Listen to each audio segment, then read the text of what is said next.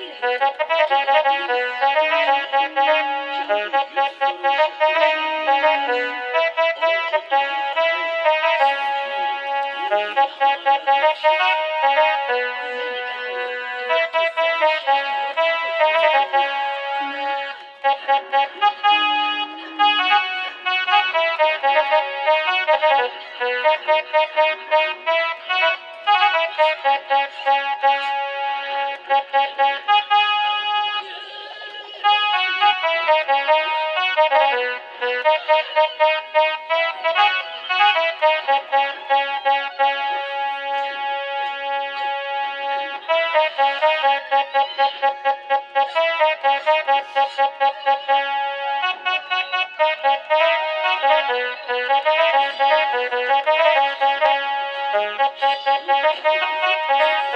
तुम्हें भी हम हद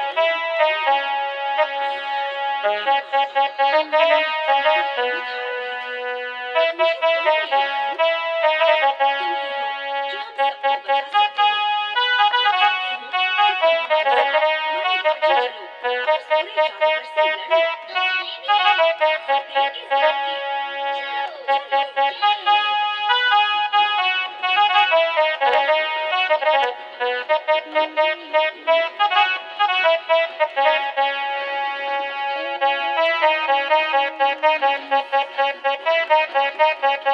चलो चलो चलो। हम पहुंच गए हैं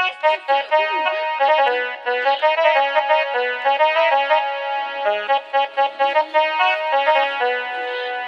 मेरे पीछे